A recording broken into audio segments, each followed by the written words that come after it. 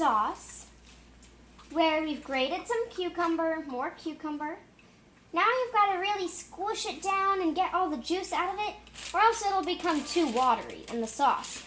And it's good that you want a little water. I mean, you don't want it super thick, but you don't want it super watery either. So you've got to squeeze the juice out with a paper towel.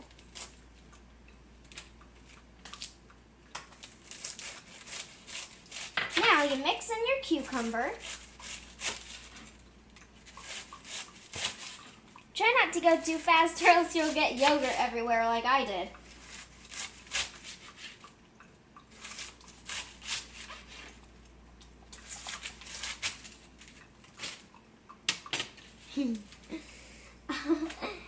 You might want to notice that I am a little messy in the kitchen.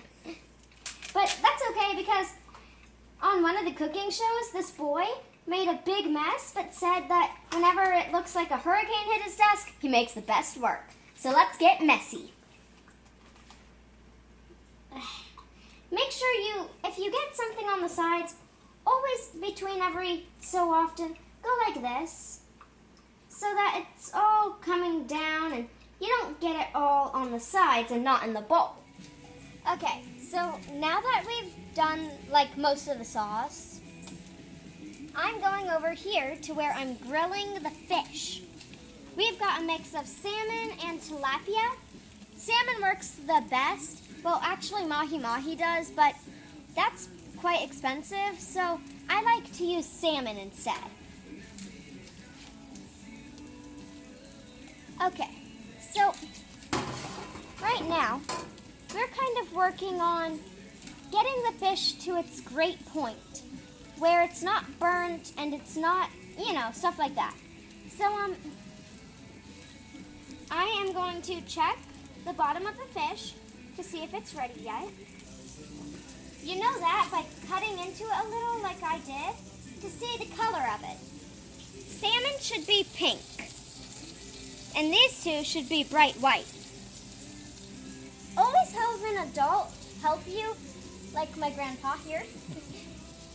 If something is greasy or it might splash at you, you've always got to have an adult's help.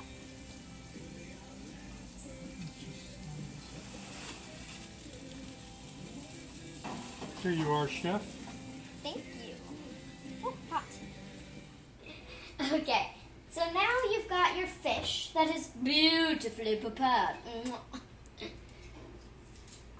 I like to just put a little bit of lemon juice on it so that it gives that nice bold flavor you're looking for. Putting over to my other sauce again. Stir it up real nice. Oh, I like to add a little bit of ground pepper, you see? Different pepper kernels, and then you grind it like this. Now you stir it in real good and nice. Oh, if it gets stuck on your whisk or whatever you're using, just do that and then scrape. It's guaranteed to get all of it off every time. Now, it's time to get the fish and chop it up real nice. But if you have a fish like salmon that comes apart very well, then you might want to consider not putting it in such tiny pieces, because then the taco will just fall apart. We don't want that. I almost forgot to tell you that plating is the most important part. If it doesn't look good, no one's going to want to eat it. Okay, now that you've got your fish on the plate, okay, now the plating of the tomatoes. Not too much though, because then it'll make the whole plate soggy. A little bit of lettuce never hurt.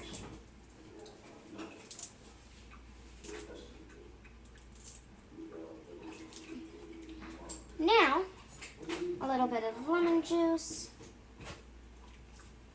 ground pepper,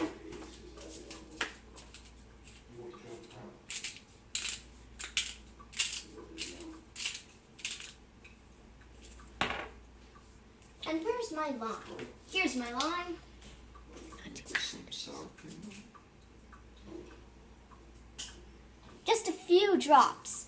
Don't make it too sour. Ugh. Okay. Now the sauce and the cheese. I'm just going to use this sauce for demonstration. Just want to drizzle it over.